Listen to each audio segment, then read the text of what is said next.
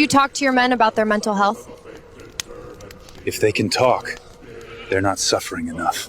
It's an interesting projection of hypermasculinity and a modern, or actually I'd say outdated idea that somehow men don't have emotions onto these guys in the past who wouldn't agree with that as an author. Do you think that there's any scope for using AI as concept?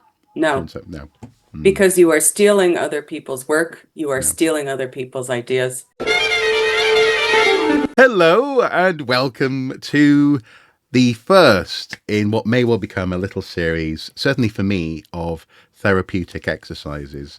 I'm joined by my frequent partner in crime, the ever excellent Michelle Franklin. Hello, Michelle.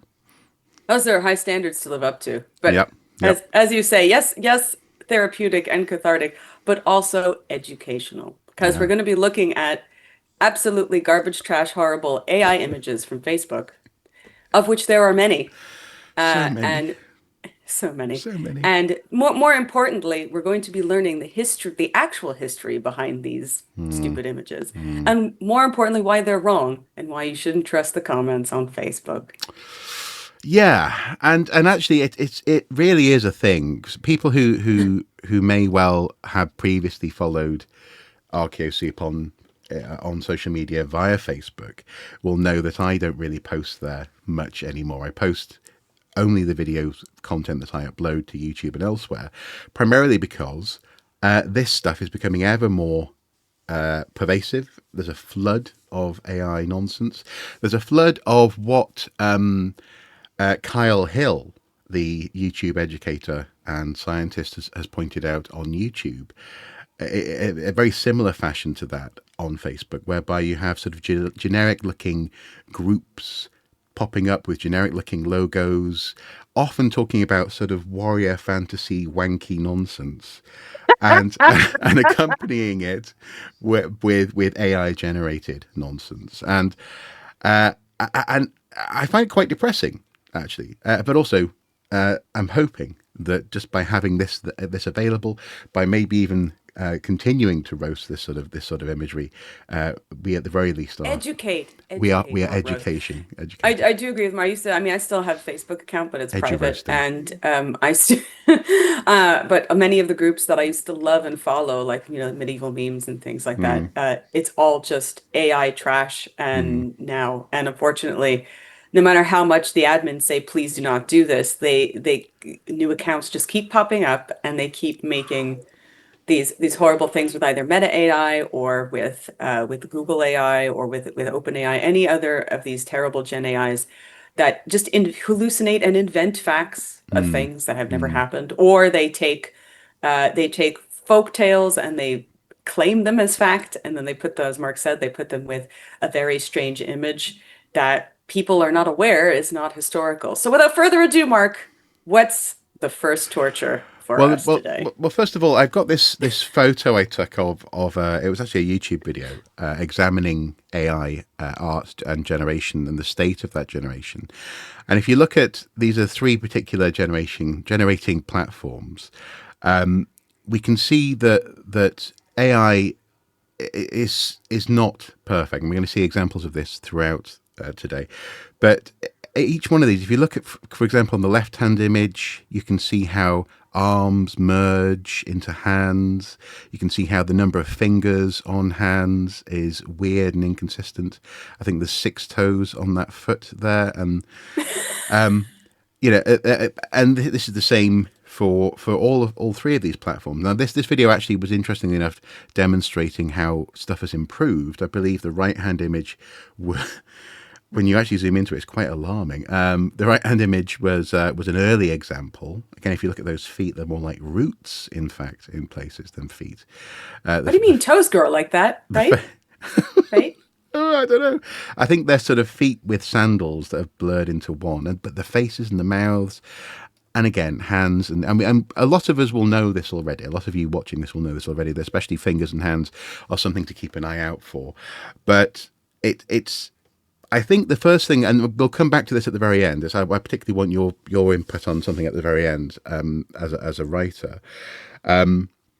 But in that sense, it's this weird, what's been described as the democratization of image generation. People who want to imagine something. In this case, what we're going to be talking about today is the past or versions of the past, but don't have necessarily the skills to create that digitally themselves. They're outsourcing this, and they're coming up with, as I say, what appears to be quite bad imagery.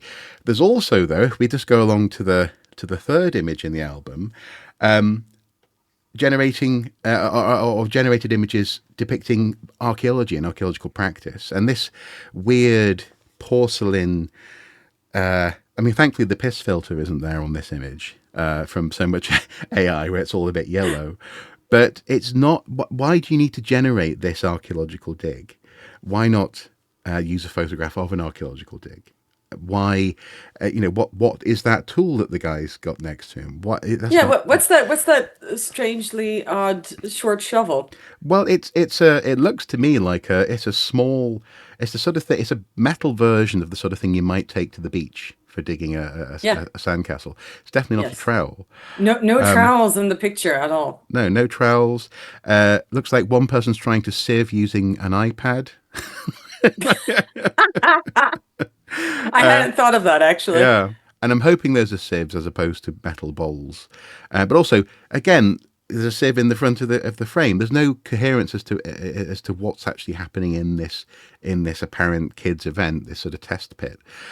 It's ugly, it's unreal, and it has the ability to really start to twist things. Now, in this instance, in the next photo, what we have is an example of a crystal dagger that's been generated in a couple of different places. Actually, this is from the History Hub, and the one after that is, well, the source is claimed as being a group called Ancient History.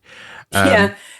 A lot of these generic groups like History Finder, History so and so on Facebook, and they're all completely AI generated. There's nobody behind the wheel. It's all fake. Yeah, exactly. And I don't know. I mean, if I just sort of zoom in on this one, let's see if I can. Come on, zoom. Because there was a crystal dagger found in Spain. Yeah. But it absolutely does not look like that. Well, actually, that I have got that in the album here. The actual crystal dagger was worked like flint. It was pressure flaked to create a beautiful crystal dagger found near Seville in Spain. This was reported in 2021. But here we actually have two versions of apparently the same dagger. And it's interesting to me that the AI can't imagine a dagger from its prompt that isn't essentially a metal object with a wooden handle.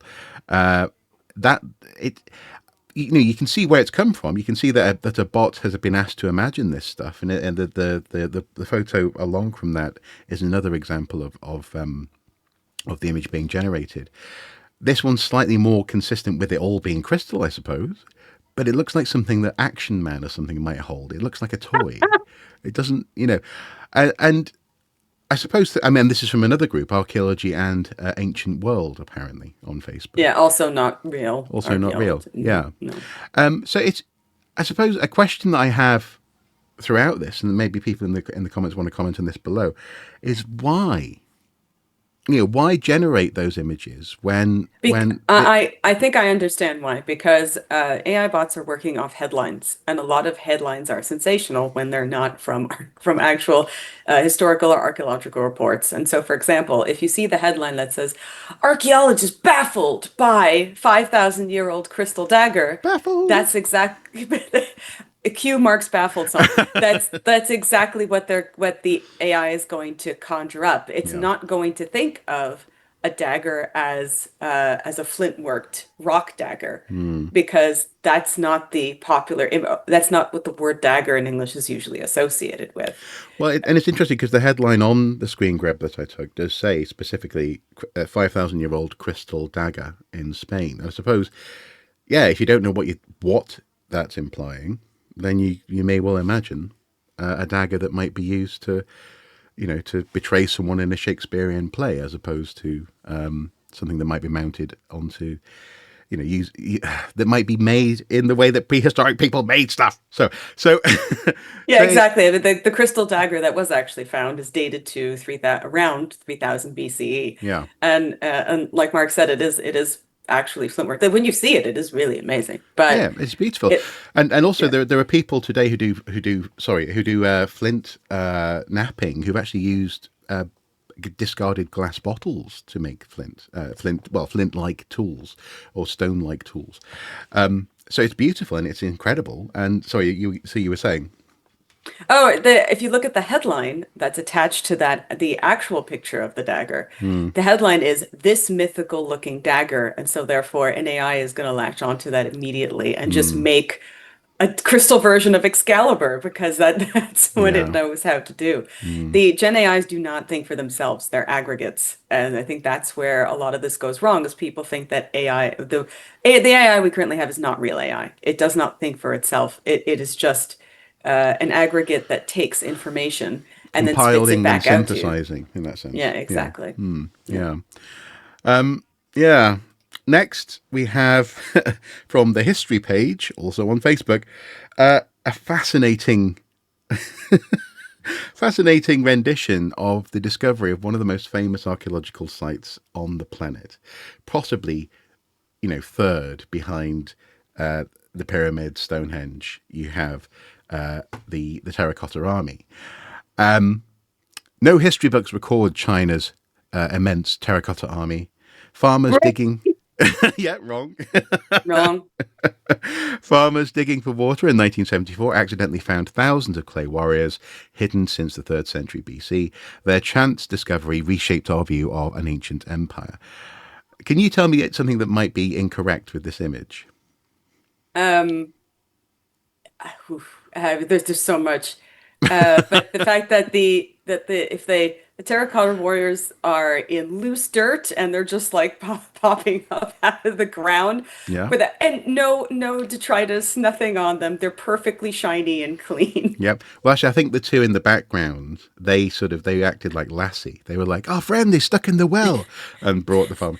Oh, I thought they were coming to kill the farmer for unearthing their friend with a crystal dagger. Just history actually did mention the tomb of Jing, and it was mentioned by Shuma Chen in the Record of the Grand Historian, and people knew that it was there, just that they hadn't found it.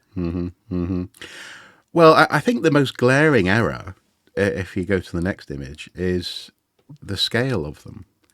They're tiny. They're very, very small. Whereas you have to really zoom in on this image, but in the background you can see people observing the terracotta statues, and basically the terracotta statues are lifelike and life size.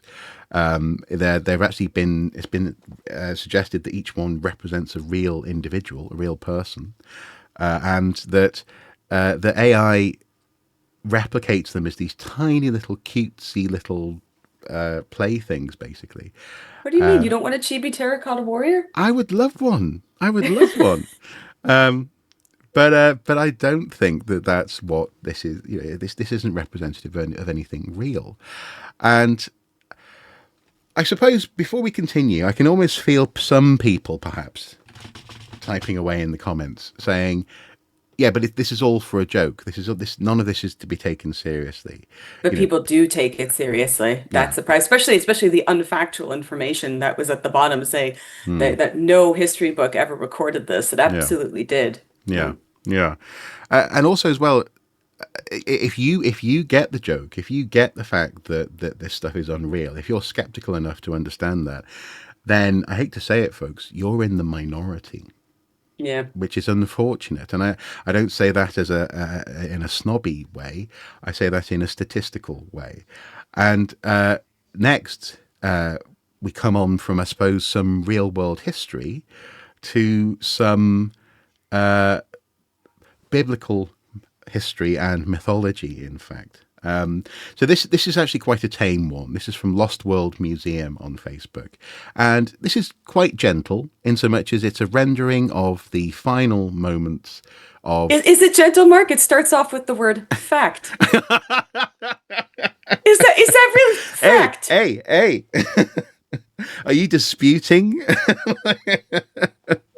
the Noah's Ark story that probably has a predecessor in Gilgamesh? Fact. As the Ark was nearing, for those who are only listening, I'll read it to you. It says, Yeah. fact.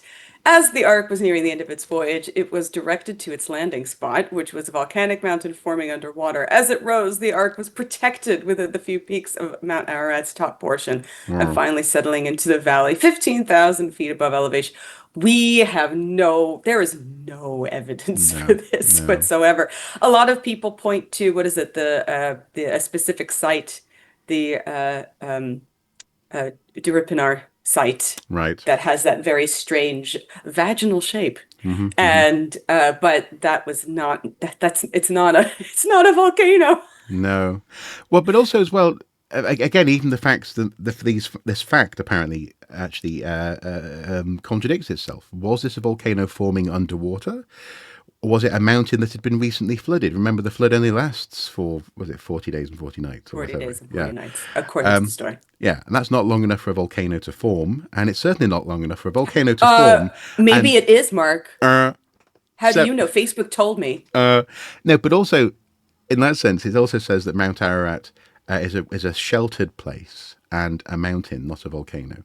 So, I don't know, if it was a volcano that had just been forming and Noah's Ark sort of plummeted in, they all went, get off the boat, and had to sort of like, get the lions, before they melted. Noah's Ark was a literary invention passed down from previous times. Yeah. Not only that, but according to the dimensions that are actually given in the Old Testament, the Ark would have been more of a coracle. It would, people have this very funny image of the boat being a specific shape with the top part and everything, and that's the classic Christian image of the Ark.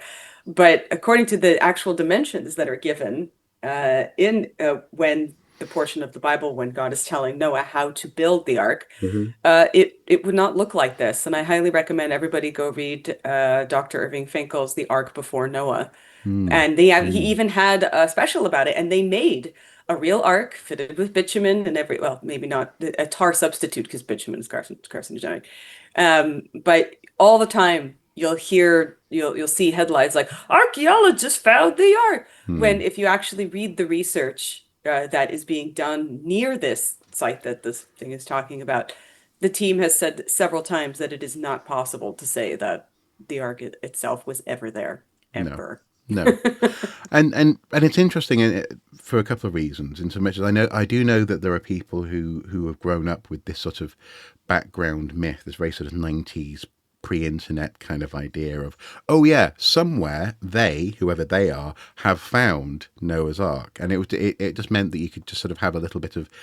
But they find everything, Mark. They know. Precisely, they find everything. Precisely. And this is why I say this is relatively gentle, in so much as this is an image that we're already familiar with. It's in children's books. In that sense, this is just a rendering of a very well-known image.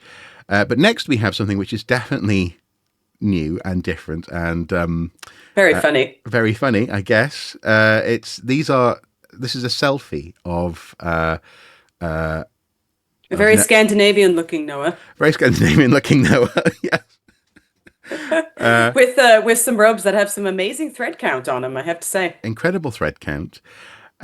Different-looking ark, obviously. There's no sort of house on top of the structure on top of the boat. But also, if you zoom in on those animals, horrendous mutations. What a bottleneck. You don't know. Before the flood, they could have looked like anything, Mark. That's true. I mean, I think that's a pig, maybe. There's a nose cow thing onto the right. There's like a goat just over his shoulder that appears to have an ear horn, and it's very strange. And then there's a W in the background. I think that might be a bird, possibly, that's becoming becoming sound itself. It's becoming a waveform. I think it's supposed to be two birds side by side. Do you think so? I think so. Oh yeah. Okay. Yes. 2x2. No, Mark, no. Yeah. We will not get into that, but the answer is no. No, the answer is no. But yes, imagine how selfies would have been back in history, says the caption. And this is where, again, you have this sort of blurring of lines which lots of people, especially people who are brought up in seeing evangelical households will be very familiar with this sort of blurring of mythology, history, religious texts and truths and so on and so forth. Because, for example, and just want to say for people at home who might want to disagree on religious grounds, I'm not suggesting that there's nothing of value in the Noah's story. If you want to, from a religious perspective, see it as an allegory for the relationship between people. Ashurbanipal has entered the chat. Yeah, between people and God, then that's fine. But this idea that someone, Joe Blogs in the past, could have picked up a camera and taken this photo is untrue. It's not accurate. Next, though, we have this is Moses. This is the Monty Python version of Moses. Yeah. He's not Moses. He's not Moses. He's just a magician. Yeah. I guess Aaron is supposed to be in back of him, but who knows at this point because the face is horribly mangled. Yeah. Also, his stick appears to sort of. I think I think he's resting it against his shoulder, to be fair. But again, do you think that there's any value in this stuff as being a relatable way of talking about stuff in the past? Because if you think about, for example, Renaissance depictions of the Roman world, they dressed people in those paintings often as modern, as it were, people were dressing. Is this a version of that we're seeing? For this one, I can't really say because you have to assume that Moses was a historical figure, and that they actually parted the Red Sea. Yeah, yeah, and we have no for Moses specifically. There's no his Hebrew name is Moshe, but we don't know that Moshe ever lived. I mean, Moshe is an Egyptian name. It's probably half of an Egyptian name because there were other Moshes, but we don't know. And whatever it is, I mean, a lot of people like to link him to pharaohs that were I can't say monotheistic because our idea of monotheism was not the same as it was back then. But we just don't know. And that's it. So, I mean, obviously, I love that he just looks like Bob from down the pub, who's so excited to be, look, I'm in the middle of the ocean. Hey guys, you won't believe what happened. Sorry, I'm late. Yeah, but and I'm not necessarily asking about the idea of a historic personage. Oh, do you mean is there any value in trying to show? Yeah, show what you can, what you imagine of past events, but using, as it were, the resources that are available to you. Well, sure. If it's an actual human expression, if it's a human idea invented by a human who is trying to relate to something in the past, and you see this all the time with neoclassical paintings, people trying to make their own interpretation of the past. But to do it this way with an AI, what's the point in it? The AI can't do anything. It's just extrapolating from data. It's not thinking or feeling. And it doesn't know what to do. It doesn't understand why humans relate to this story. So I don't think there's any value in having an AI do it. No. And actually, I suppose in the case of, say, Renaissance paintings depicting biblical stories or historic figures or mythical figures, what you have there is composition and coherent contemporary deployment of symbols such as to communicate something of value and worth, as opposed to something which is because every pixel of this is essentially lifted from other images and is then reconfigured in terms of probability. There's no thought behind this.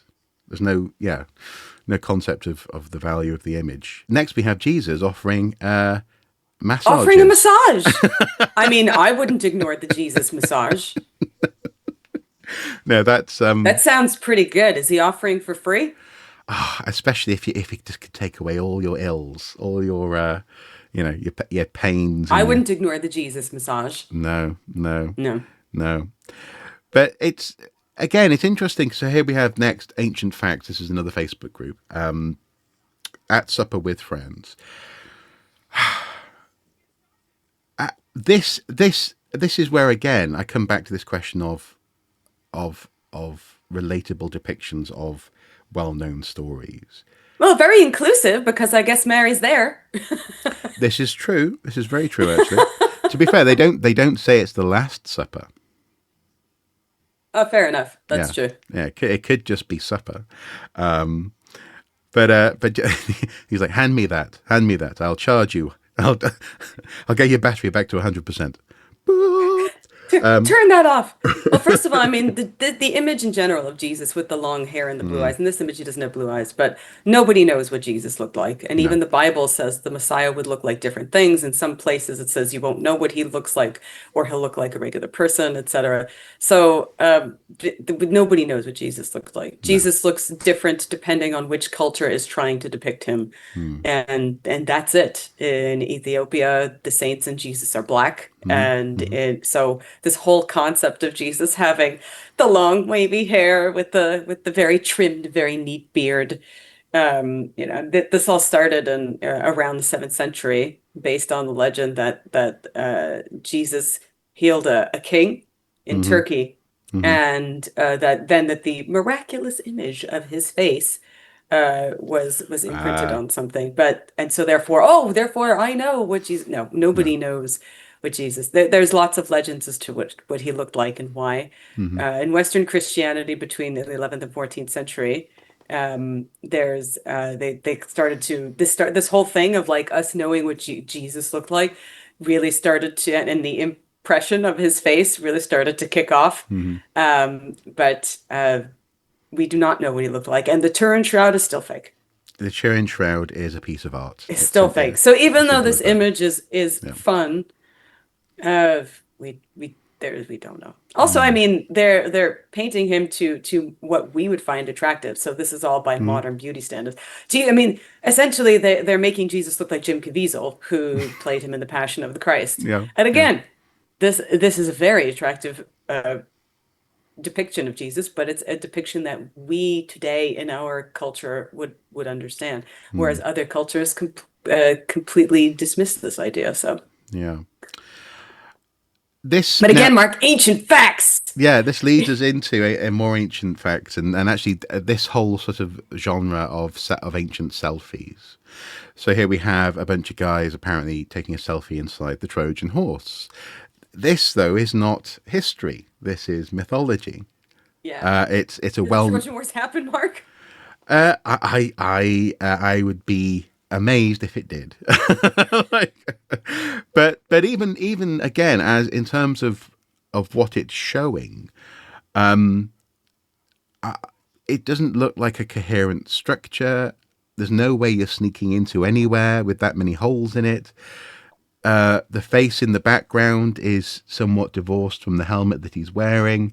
It's, again, I get the joke, but what is the value of it? Ancient facts? Well, facts. speculative mythological selfie, perhaps. Next, we have Egypt seems nice, showing a Egyptian queen. Are we? Yeah, I don't know that this is supposed to be Cleopatra or Nefertiti. But do you have any thoughts on this one? It's very pretty. That's all I have to say. Is I don't. The problem with a lot of these like facts. The problem with a lot is who is this depicting? What is it trying to say? And this is often again when we think of art. Art has a message because humans have something to say. Whereas yes, this is a very fun image of a very pretty looking queen. I don't know what the message is that this is supposed to be. Also, I mean, it's depicting ancient Egypt in its semi-ruined state. Well, that's the thing. That was going to be my observation, especially just next to her arm. The floor. Yeah. There's crumbled rocks there. It could be an outdoor colonnade, perhaps, but actually, it looks more like it's a bunch of it's a ceiling. It's a place where the ceiling's collapsed. That said, though, Cleopatra did live a long time after a lot of these buildings were constructed. If this is meant to be Cleopatra, so she would have seen some of this stuff in ruin. But I'm not sure that the person who generated this knew that, because actually, and none of these images are actually in today's video. And at some point we'll probably have to return to these ones where there are images showing giants helping to construct the pyramids. But what's interesting is that the pyramids are always generated in ruin. They're never generated as new because AI doesn't Because understand there are no existing photos depictions of them as new. no, Yeah. exactly. Next we have a selfie of, oh god, what's his name? I'm guessing this is Nero. Nero. That's it, Nero. I'm supposing it's Nero, and Yeah. he's like, look what I did. But the thing is that we don't know. Yeah. Nero was just amazingly incompetent, Yeah. and so we don't really know. He didn't. What? Anyway, yes. Exactly. Yeah. I just don't under. Also, why is he wearing a centurion's helmet? Is he? Is he? Is he? That's the thing. Is he? That's a weird amalgamation of nonsense on his head. Nero supposedly, famously, again, according to the mythology, fiddled while Rome burned. Is what he's Which known, I always thought was often funny, known for. considering fiddles didn't exist then. No, this is true. Maybe he was just otherwise engaged. Perhaps he was trying to tie his shoelaces or something. But it again, what is the value of some of these images? Especially, for example, the next one, I actually find quite alarming. I presume this is meant to be. It just says shit in French. I guess is this supposed to be Joan of Arc? I'm guessing it's Joan of Arc. Or is it supposed to be the witch trial? I don't even know what this is depicting. That's the problem, No. is what is this depicting? No. I'm sure it probably said something in the caption below on the Facebook post. I just didn't capture it. So I love that she's wearing a modern interpretation of a medieval like Ren Fair outfit. Yeah, she's wearing Ren Fair wench, isn't she? That's what she's gone for. Yeah. And she's like, Mert, I did not recognize that this small circus performance was going to result in this. So I get it. Yeah. I love that she's wearing I love that she has the perfectly like clipped eyebrows of like modern day influencers. Yeah. Or it's just so funny. If you had told me that, this is somebody who nowadays at a Ren Fair is doing a reenactment, okay, I'd believe you. But again, what's the value of it? It just doesn't make any sense. What about the next one? Classics in Ancient History on Facebook.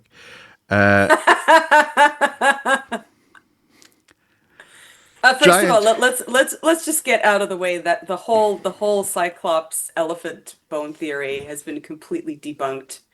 Many times, because they never take into account the jaw, the skull, and the rest of the elephant body. No. So that whole thing was nonsense that was made up a long time ago, and it's never been true. So the caption here, just for people who might be listening: giant one-eyed skeletons unearthed in London. Shocking discovery of ritual sacrifices. I've been collecting these over many months. Shocking discovery of ritual sacrifices and forgotten civilizations that rewrite history. A recent archaeological dig at New Covent Garden Market in London has unearthed over 100 bones, offering a stark glimpse into the harsh realities of life during the Industrial Age from the 1830s to the 1850s. What? The findings reveal the struggles of the poor with evidence of violence, disease, and hard labour, painting a vivid picture of the era Charles Dickens so poignantly captured in his works. Okay, I just want to say something. If Cyclops is actually featured in Charles Dickens' works, I would forgive him and like them more. Okay, if Charles Dickens wrote about a Cyclops, first of all, the bottom left image is from Titan Quest. I recognize that character. Yeah. The fact I just don't know how they went from skeletons unearthed in London to Cyclops in Dickensian. Well, what's really weird is that this demonstrates the whole point that you were making. It's not just the images that we're talking about; it's also the whole Facebook group is AI run, because this text bears no resemblance to the images that we're seeing. The images that we're seeing, as you say, one of them is from a computer game. The top one is a human skull, seemingly that's been damaged, whether damaged after being deposited in the ground or as a result of an antemortem or perimortem injury. It's not clear, but basically the entire nose and area around the eyes is gone, leaving a void that the bottom right image is showing as potentially a massive eye socket that could be the home for a giant eye. So i.e., were there cyclopses in apparently Dickensian London. Yeah, this actually not without top hats, Mark. Okay. well, the last sentence might clear it up. This excavation not only sheds light on the forgotten lives of early modern Londoners, but also challenges our understanding of history, leading us to wonder about the untold stories buried beneath our feet. So that's quite, it gets you there. You feel it. Those little known street urchin cyclopses. That's what really happened to the little matchstick girl. Yeah. The one-eyed population, better, if they're superfluous, better get on and die. Do it. That's what really happened to them. They all died around Christmas. And Yeah. that's the real reason we celebrate them at Christmas. Now we come on to your favorite. Mark's favorite topic. Yeah, I was going to say your favorite topic. Your favorite. Nephilim. They appear in the latest Indiana Jones game, don't they? And here we have 3 depictions of Nephilim, apparently. Blood I just want to ask the question. Okay, 2. Oh. Yeah. 1, what is between his legs? Because that is a very precarious object. And 2, what gym is this guy going to? Because I want to know what protein, what creatine the Nephilim are using, especially the one on the top right. Is he going to the Hulk School of Boat Building? Because I just want to know. Yeah. It looks like they're made of bark, and it looks like do you think someone's climbing that middle appendage there? Oh, it does. Or are they somehow merged Or it might be into a it? woman draped across it, which again makes sense. Possibly. But I just want to know why they think that they've gone to the gym. Obviously, it's drawing from superhero giants or things that we. Yeah. First of all, like the Nephilim, the word Nephilim just means people who have fallen. Nafal comes from the word Nafal, and it's translated as giants. But the Nephilim were probably ancient Canaanite warriors. And like I said, the earliest translations of the Bible, the Septuagint, composed around 2nd century BCE. It says the word gigantes or giants, but probably as a back reference to Enochian literature. But Nephilim just means the one who have fallen, meaning probably in battle. That's it. So the idea that they were giants comes much, much, much later. And so even if they were quote unquote allegedly alive, as it says in the AI thing, I don't know that they owned the Nephilim gym. No. And who with, because these are all men as well. Are there female Nephilim? Not that it says in the text, but No. Okay. Discovering Archaeology, that's the Facebook group that this one appeared in. And what I should say as well is that I'm getting a feed of all of these. All of these are screen grabs. So I'm not clicking on them. I'm not telling Facebook that I want to see more of these. I'm screen grabbing as they appear in my feed. And it's my feed logged in as the ArchaeoSoup Facebook page. So all it knows about that entity on Facebook is that it's interested in archaeology. And this is what it's serving up to me, as it were, as ArchaeoSoup. Next, we have Classics and Ancient History on Facebook.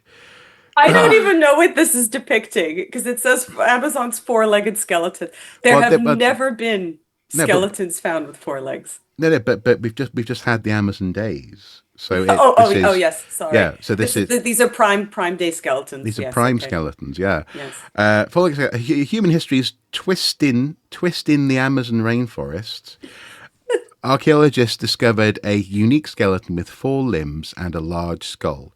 Well, all of these people have 6 limbs. Yeah, exactly. Yeah. Yeah. I love how it says in the Amazon, and yet the pictures are of Victorian. No, well, Victorian girls on the right-hand side, but also on the left, it's an excavation with. It looks more like London than the post that was set in London. Hard hats, high-vis jackets. That's a building site, really. Health and safety. Health and safety. Just 1 second. I just need to. Someone's just gone to the door. I think it might be Amazon. Actually, oddly enough. So I just cut there. Was it a 4-legged skeleton? Exactly. Exactly. Yes, I just got a 4-legged skeleton in the post precisely. Apparently, this is suggesting a possible unknown branch in human evolution. The skeleton's features including potential rudimentary wings. They look more than rudimentary. Also, are they made of bone? Yeah, wings are not. Wings Yeah. are not made of bone. No. Aligned with local legends of four-limbed, six-limbed, winged guardians. However, what local legends are those, Mark? I'm unclear. I'm unclear on that. Yeah. However, skepticism remains, with some scientists suggesting it could be a deformity or a hoax. DNA and carbon dating tests are underway to verify its authenticity and age. If real, this could significantly impact our understanding of human history. Big if true, as the kids say. I love how this skeleton with the wing looks like they just did a giant sand sculpture. That's what this looks like. It does. That's what it is. That's what it is. It's a sand sculpture. Yeah. Yes, but also the again, as you say, the photos of the two girls. I'm not sure that they are unmodified. In so much as the reason why I say that is that there were lots of weird photos taken in the early days of photography, so these could be two hoax photos of people apparently with four legs. I think they're probably generated though. If you look at the angles of their feet and their shoes and this sort of stuff, I don't think it's real. But again, it's playing into that same issue that I have with the Nephilim turning up in Indiana Jones and the Great Circle. This idea that the blurring of history, popular understandings of biblical stories and mythology results in this stuff. Next, we have on Decoding Ancient Mysteries Facebook page. I don't even know what this is supposed to be depicting. Why are the skeletons wearing helmets? What? Yeah, actually, that's a really good point. They appear to be. Yeah, it's almost like Skeletons wearing helmets, and the quote unquote archaeologists who are all the same apparently. They're all the same person. Yes. They're using these giant flat spades to shovel them out. I don't know. It seems very strange. Oh, But why do the skeletons have pauldrons and helmets as part of their bodies? Yeah. Yeah. And then apparently in the photo that looks like it could be Russia, well, it's meant to be Russia, iron handcuffs in Russia, they're wearing helmets on top of their helmets. It's weird. It's just weird. And next we have a giant bone. Apparently, this is actually probably the sort of thing that you might have found years ago on the internet. In fact, I know you did. Oh yeah, we had tons of these things like alien autopsy and all that kind of thing. Just very simple trick photography or perspective changes to make people think that, oh, we found an ancient thing. No. But the thing to bear in mind here, this is from the Archaeologist on Facebook. Thanks, Mark Zuckerberg, for taking away all fact checking.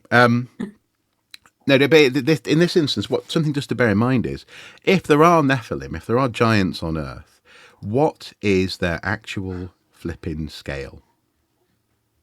Well, they do give, so the Nephilim are given dimensions at one point. And so, but the thing is that that might have been a mistranslation. So we're not really sure how big they would have been, because in some, like I said, in the original text that mentions them, their size is not really mentioned. It's really later in Enochian literature where they're suddenly described as being giants. So, but aside from the literary, you're just obsessed with the fact that you're so mad that Indiana Jones is doubling down on the Nephilim crap. I'm not happy, but actually, even actually, to be fair, even in the game, these giants are still, they can fit through a doorway. This image here has possibly a femur, maybe, that's I don't know, 60 meters long, very long. The image prior to that has people who are maybe 10 foot tall. There's no consistency in the bullshit is one of my problems as well. Yeah, exactly. If you're going to bullshit properly. Yeah, get together, have a meeting. Decide. Yeah. have some standards. So here we have the core of archaeology, another Facebook group. Shocking discovery, 50 archaeologists, all precisely That's definitely the more same. than 50. Yeah. That's more. They look like Lego people, actually. They're all the same. This one, though, also does have the piss filter, though. See, this is what this is one of the things to bear in mind with AI imagery. 50 archaeologists unearth a giant skeleton that defies all known history. See more at mystery.freshnews96.com. Do not click that link. It will lead you to pop-ups. Yeah, well, yeah. Boop, boop, boop, boop. It's in what's being hailed as one of the most controversial discoveries of the century. A team of archaeologists has unearthed a colossal humanoid skeleton buried deep beneath, an ancient excavation site. I just want to point out something. So all of these Facebook posts, if you copy, you don't even have to take the image. If you copy and paste the text if you're trying to find the story that they're referencing without doing the link, if you copy and paste the text, you will often find several pages on Facebook that have the exact same text copy and pasted, and there are no sources whatsoever. No. It's just meta AI completely inventing facts and pictures. And sort of eating itself in that sense. Mm-hmm. Governments remain silent while the scientific world reels in disbelief. Conspiracy theorists, historians, and skeptics are clashing as this mysterious giant fuels a global frenzy. Now, yes, everybody is in a frenzy over it. Are you in a frenzy, Mark?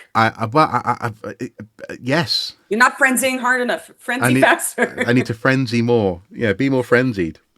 Next we have, this is from the core of archaeology once more. I can. Now we have two different skeletons. One being excavated by the Amish, it seems. Why does that poor skeleton have very specific scoliosis? It does, yeah. And why does it have a hand for a foot?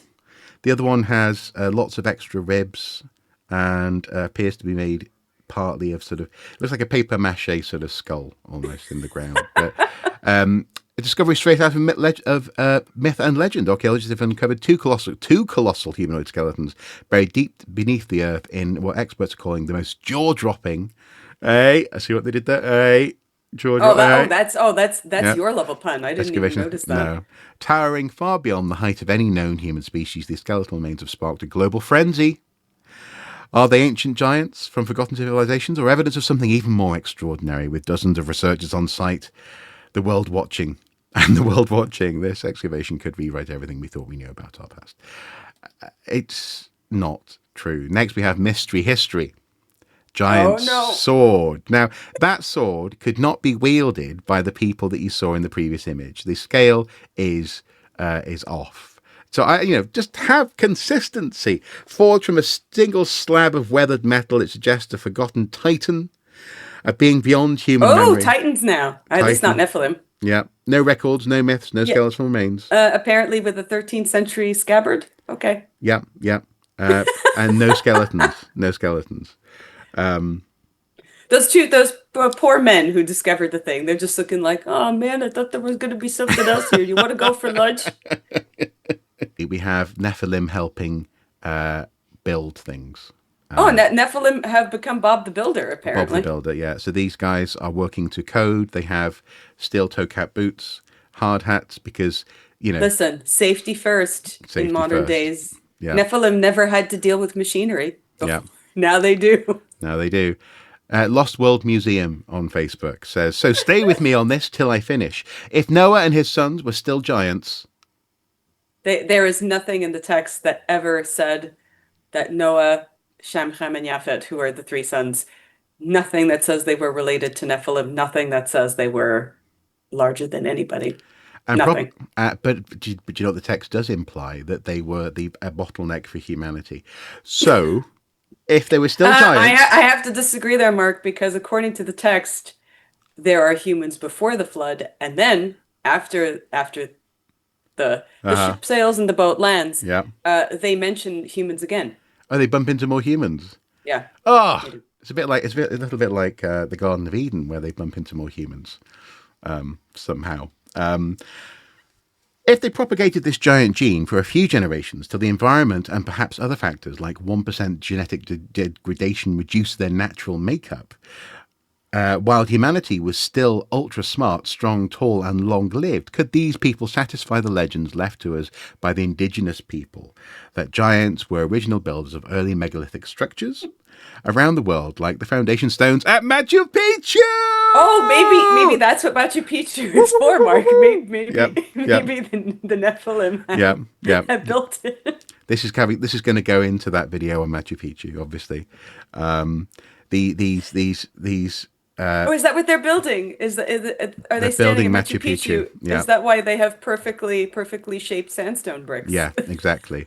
And that's why one of them sort of pointing at the other one, sort of going, "You listen, you're behind on your quota. I don't care how hard it is to perfectly align these blocks. Get it done, you muppet." So yes, giants. And finally, we have what just emerged at the Grand Canyon shocks the world. I'll be honest, if lizard men were at the Grand Canyon, that'd be pretty amazing. I think it would prove that the time machine and the Morlocks are historical figures. It would. Again, this is from the Archaeologist on the Facebooks. Next, we come to a different category. This is actually a category of what stuff I've put into a loose chronological order. This is an image showing, imagine capturing a moment back in history. So this is meant to be prehistory, possibly the famous Lascaux caves, or maybe even Aboriginal Australia. I was going to ask, I don't know what this is depicting. Is it supposed to be Las Manos? Is it supposed to be? It could be in Spain, yeah. It could be. Because that's not what the hands look like there. I mean, as I say, I'm very appreciative of the leather bikini, but what is this actually depicting? Yeah. It's depicting, unfortunately, it has to be pointed out, probably very much whitewashed history for a start. This is a California beach babe, as opposed to someone... How dare you assume her roots, Mark? Those roots are paid for, okay? Those roots need to be topped up. Actually, they're looking a bit. No. It also says though, again, this isn't intentional. I'm not sort of going, oh, it's deliberately racist. It's not that. It's more, it's an erasure that comes out of AI understanding of imagery. You ask it to create a person holding a phone, having just done some art on the wall, apparently, and this is what it gives you. Are you suggesting that Aboriginal peoples couldn't have perfect noses, perfect teeth, gorgeously sun-kissed skin? I'm suggesting that they didn't look like they were part of Baywatch. Part of Baywatch and or on spring break, Yeah, that's what I'm suggesting. Certainly. Spring break is a movable feast. It's a cultural rite. Did you ever do spring break in your youth? No, we actually didn't in my school because I was forced to go to a religious school and we never had spring break. Oh, what did you have? Nothing. Oh, we had dirt and we liked it. That's what we had. It's like the Egon story. I had half a slinky and I straightened it. When you grow up poor in the 1980s, that's what you get, half a slinky. Next we have, this is from the History Hunter on Facebook. This is an image of Ötzi, supposedly, Ötzi the Iceman. Why? We know what Ötzi looks like. Brad Pitt has a tattoo of him on his forearm. Famously, sort of, he was found lying over his own forearm. Oddly enough, none of the stuff with him looked like this. He definitely didn't have a metal axe. His boots... Also, this is a perfect burial. I mean, yeah, Ötzi was not found like that. This is, as they say, an orgy of evidence. As opposed to stuff that's still, his shoes were still on him, for example. His okay, we know what he looked like. Why does Ötzi have a pair of Uggs in this photo? I don't know. I don't understand the need to do this. Next, we have ancient footprints on Facebook. That's Shali Theron, isn't it? That's got to be. Obviously, first, because this is talking about. Okay, sorry, yes, I understand where the AI went with this, which is we do not know where Cleopatra's tomb is, but it has been theorized that the tomb is currently somewhere underwater, and that's probably why it came up with these images. Yeah, yeah.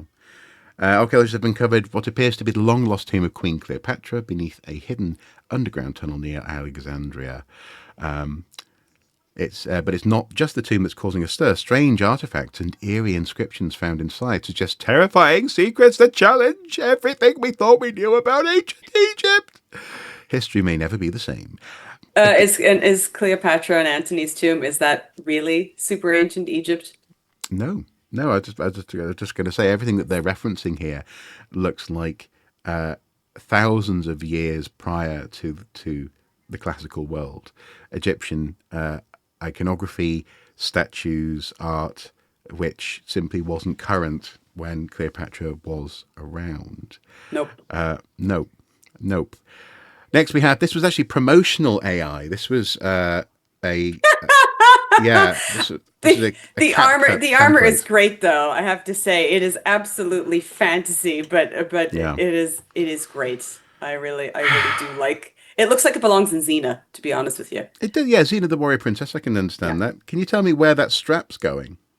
I didn't even realize that it's not attached to anything. Yeah, unless he's got a little hook on his torso. He just sort of, whoop. Oh, maybe underneath. Oh, okay. Yeah, but I mean, possibly. what is it for? Oh, is it a strap or is it supposed to be a scabbard for something? No, that's a like a strap belt buckle type thing at the top there. Okay. No, I don't. Yeah.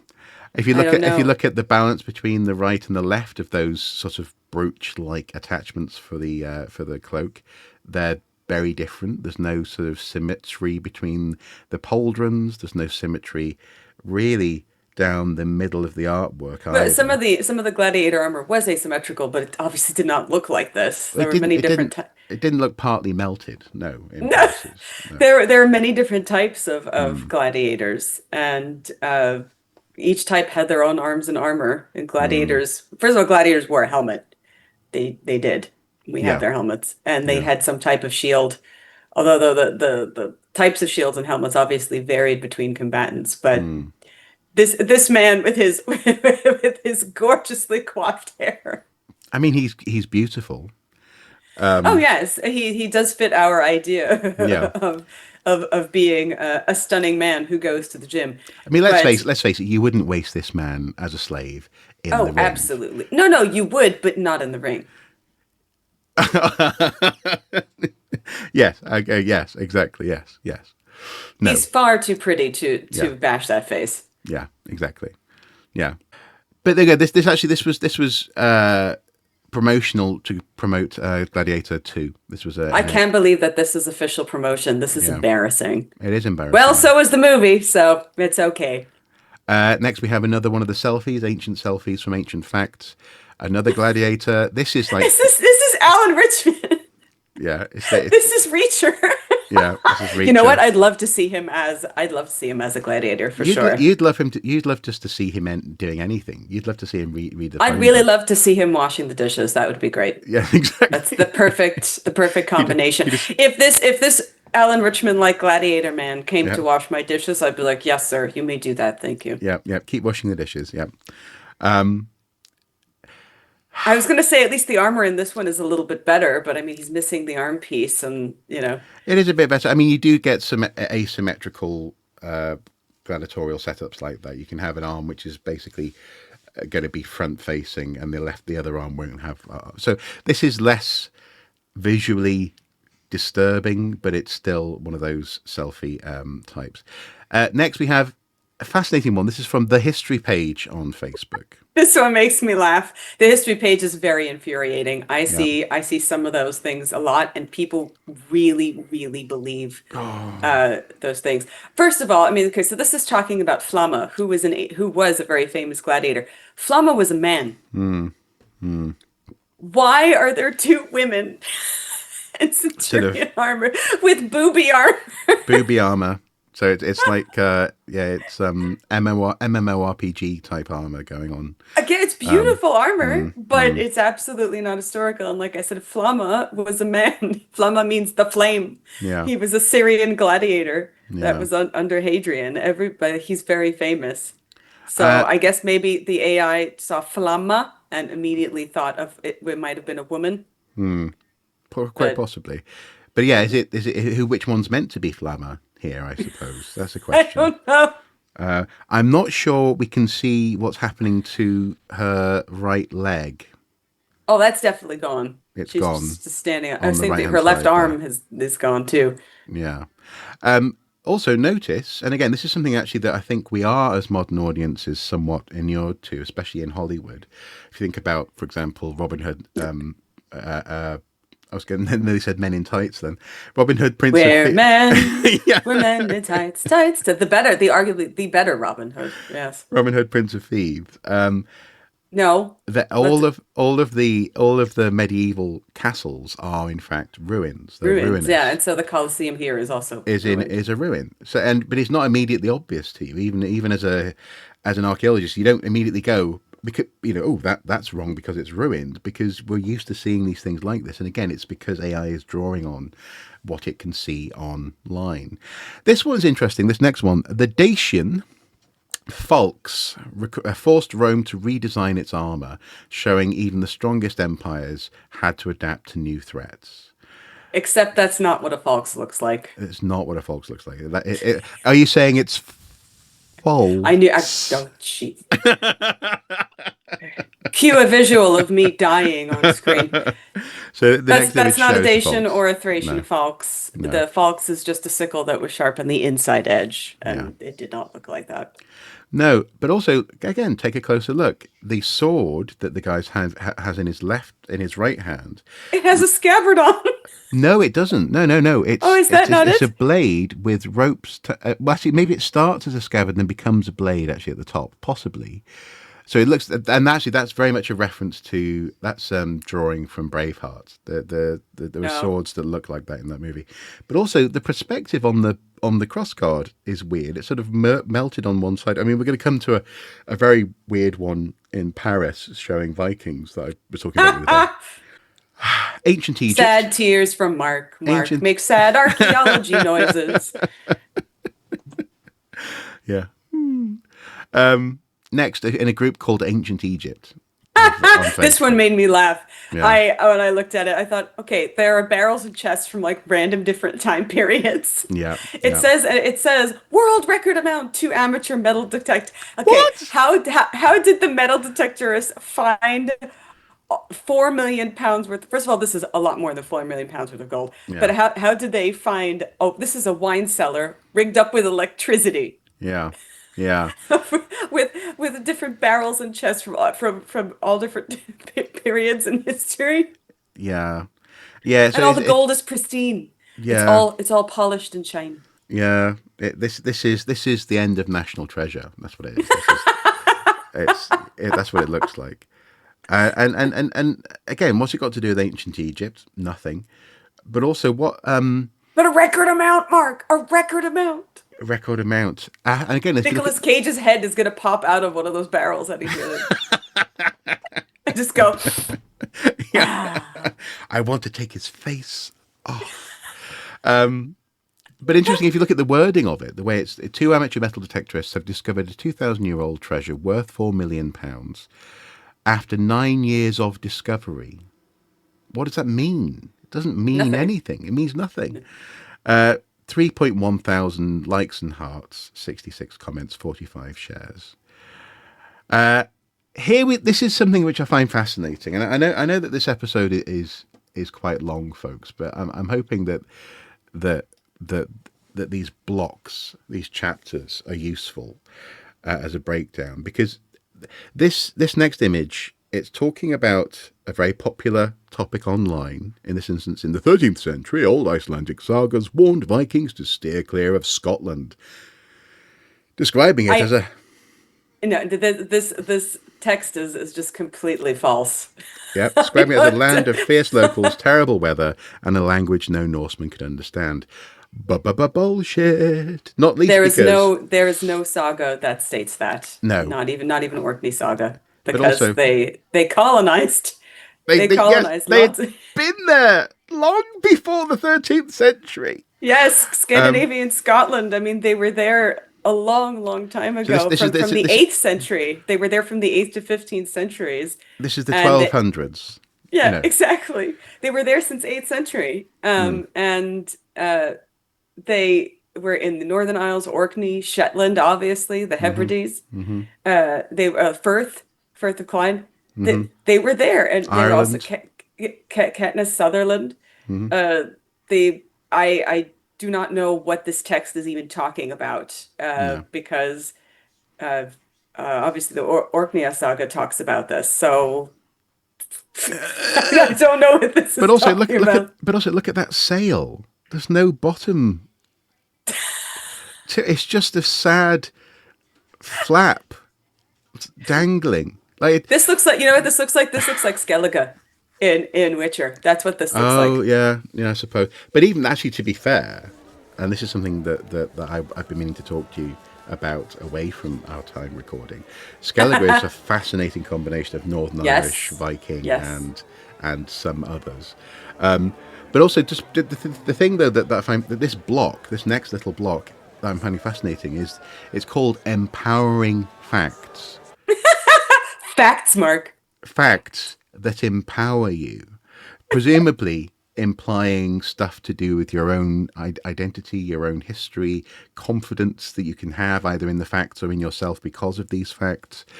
Here we have the history page, Anglo-Saxon era, hashtag discover the full story below.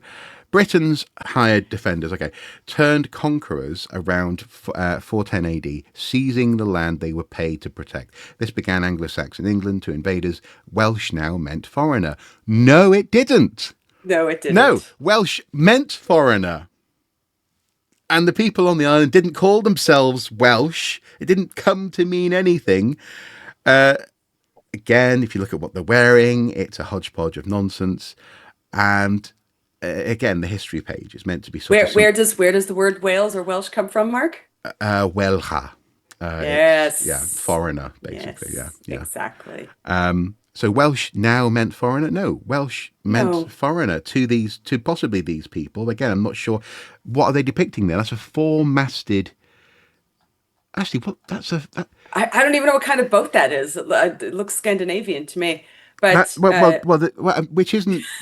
So Mark's losing it. He's yeah. losing it. At the end, They offended his Welsh sensibilities. It's going to come out now. at the end of the Roman at the end of Roman times in Britain, Saxons were essentially raiding. Actually, they were raiding East Anglia in ways that appeared very much like Vikings did, and so I can see why they're drawing on this imagery or the idea of sort of Viking stuff. But what we have there, if you look closely, is a double masted ship. So two sets of masts, which are port and starboard from each other, forward and aft of the ship, rigged in a way that's actually closer to the ship in the background. That looks much more like a later vessel. But did Scandinavian vessels have four masts, Mark? No, they didn't. No. No, the Northern German. Next, we have Double Jack Black. And we're going to take a closer look at this image in a second, but this is from a Facebook page called The Viking World. Notice I have not followed it. Vikings like Sweyn and Knut once ruled England, and the Viking legacy didn't stop there. In 1066, William the Conqueror, whose ancestors were Vikings, Northmen, Normans. William the Conqueror was French. He was French. but he lent very heavily on his Norman and Norsemen ancestors. Were the Normans all Vikings, Mark? No, they weren't. No, they definitely weren't. They were not. When the Battle of Hastings became King of England, he came from Normandy, a region in France settled long ago by the Norsemen.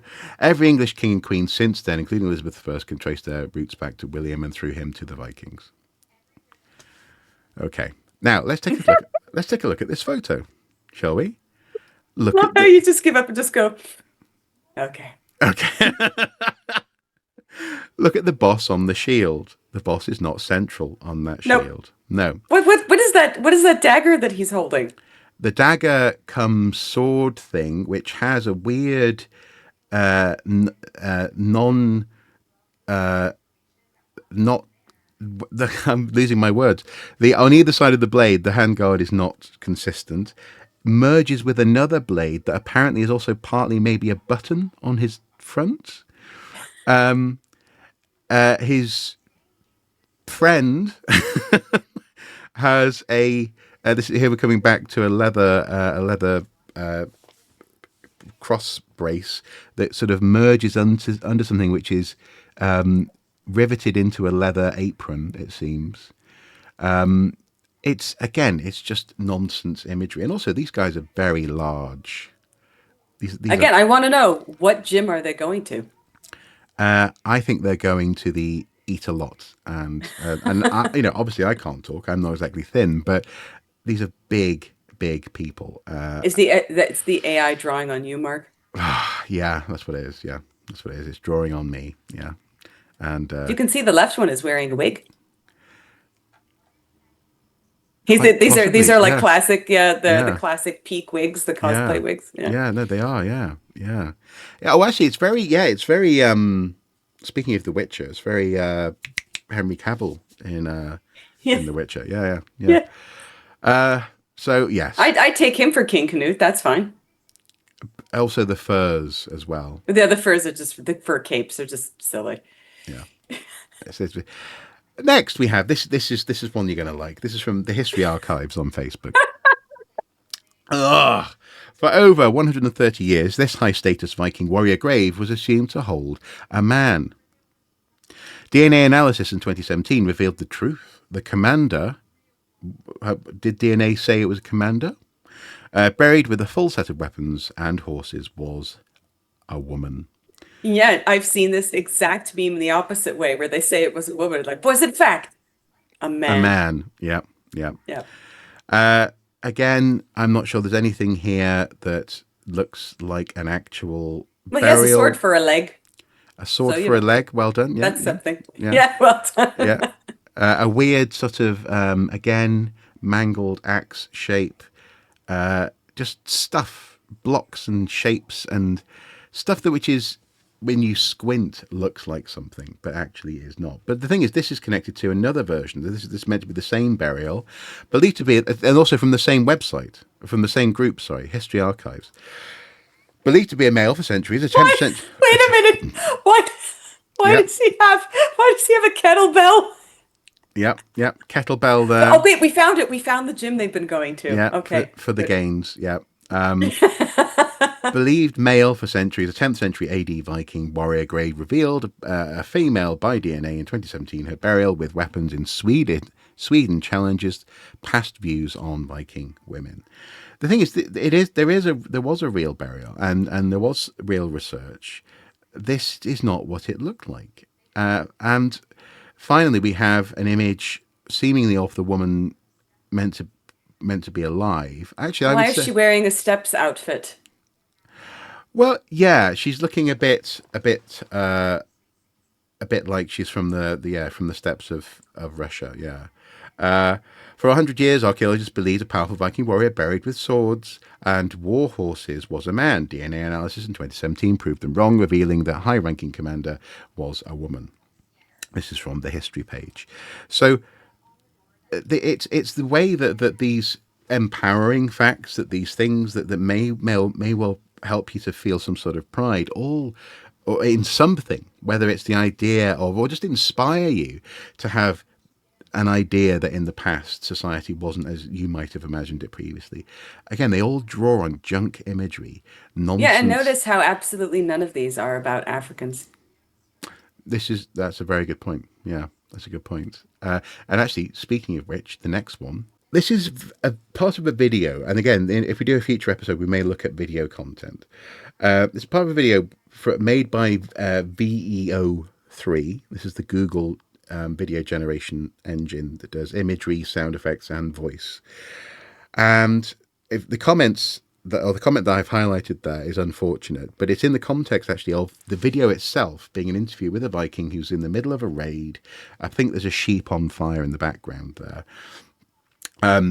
And she's asking things like, what's your morning routine like? I meditate, then decapitate. What are your pronouns? Death and destruction. Do you talk to your men about their mental health? If they can talk, they're not suffering enough. Don't you worry about the carbon footprint of burning down entire villages? We burn villages sustainably. No plastics. Just people. What would you say to someone struggling with anxiety? I wake up every day wondering if I'll die violently, and I smile. It's interesting because it speaks a lot to this idea that emotions are inherently weak, I guess, and that Vikings therefore wouldn't. They are evil. They make us feel things. They make us feel things, and indeed, I don't want to catch feelings. Feelings are terrible. Or indeed feelings and awareness of the plight of others. The comment obviously talks about how the woke versions of these videos, so possibly where this Viking will be talking about, I love hygge and I like hanging around with my friends, this kind of thing, wouldn't catch traction. Don't seem to be getting much traction here. I haven't seen one yet. Also, if this is a raid, he's doing a very bad job. Yeah. The houses are not on fire. Where are the rest of his men? Where are his weapons? Precisely. Where's anything? He's doing a terrible job. But History Revived, that's what it's called, replies, well, hopefully, presumably woke versions won't gain traction. But again, it's an interesting projection of hypermasculinity and a modern, or actually I'd say outdated idea that somehow men don't have emotions onto these guys in the past who wouldn't agree with that. Even if all you have to do is read the sagas. I mean, Yeah. even though the sagas are technically early medieval, They all you have to do is sing. read the sagas. They create, they feel deeply, they don't just fight and kill and rape, but this is what this is fueling. And again, I get there may well be a joke here. It may well be the whole point of it. But History Revived as a concept doesn't say to me comedy.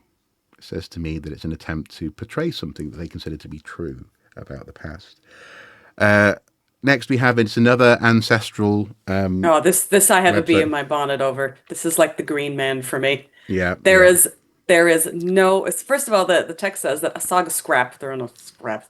Say berserkers that Oda chewed red spotted mushrooms. That is absolutely false. In every single one of the sagas, it does not say anything about psychedelics or mushrooms in any text. It was a priest in 1784 who completely made up this idea that they must have ate the fly agaric mushrooms, which I think is a giant one that he's holding and licking like a lollipop. Yeah.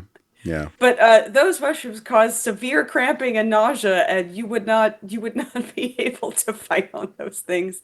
And no, before anybody says it in the comments, no, psilocybin did not grow up there. And I guarantee you that when you take psilocybin, you are not in a mood to fight anybody. You're having a very good time, and even if you might be tripping, you're not going berserk and biting shields and all that kind of thing. You want to get really sticky. Did the berserkers, as we think of them, ever really exist? Because many people do think that they were unlikely to have been any different than any other warriors, because we have the berserkers and then we have the wolfskin. And in some of the texts they're different, and some of the texts there seem to be the same people. So we don't know. But everything about this is false. The text, the mushrooms, everything. Yeah. According to the people who talk about this and also talk about how you would feed a deer these mushrooms and then drink that deer's urine. No! Yeah, no, Who exactly. made that up? Oh, Well, God, this is worse than the Victorians. Well, it's because I used to work at Jorvik. You hear this stuff constantly, and it's always supposedly. And so, in that sense, we yeah, absolutely nonsense. But also I love the lightning, the David Bowie lightning strike down the guy's face near his eye. Yeah. Oh, that's true. Yeah, he does. Yeah, he's got the lightning strike. He's got 6 fingers and a thumb on one hand. And also, what is the tool he's holding? Is it meant to be an axe or an adze? I do not know. I don't know. It looks more like the sort of tool that you might use when processing hides. I've seen that sort of, but even then, it's not right. It's incorrect. And also, if you actually look at the inscribed nonsense on the blade, And the thing is, we can pick apart AI for being bad at image generation. The thing is that that's the aspect that's going to get better and better and improve. So It's not going to change the fact that the text is completely bogus. No. It claims that in 2022, peat diggers nearby found sealskin pouches packed with dried mushroom flakes and human tooth marks. That no such discovery was ever made. No. No. Chemical warfare as well. Chemical warfare is something that you inflict on other people. Yeah, not yourself. Stimulants, perhaps you might say. Possibly. Turning 8 warriors into hallucinogens. What 8 warriors? What battle? What are they even talking about? It's just complete nonsense. As I said, made up in 1784, never happened. No. Also, actually, sorry, what was it? Nearby to where? Yeah, that's what I'm saying. In 2022, Pete Diggers nearby. Okay. Don't think too hard, Mark. No, just go on. Don't think too hard. Next, we have another ancestry type page. This one talking about 54 decapitated Vikings discovered near Weymouth, UK. This actually is a real archaeological excavation that was found in 2009. They carried a gruesome fashion, horizontal grooves filed across front teeth on one individual. Yeah, one person. And packed with resin, which is something that we do see actually also in prehistory, resin and beeswax to sort of pack cavities in teeth. Forensic neon showed red pigment, war paint smiles frozen in death. What? These were skeletons. Yeah, how can you have war paint? I'm not sure what forensic neon is. It might be something that I haven't heard of, but I don't think it is.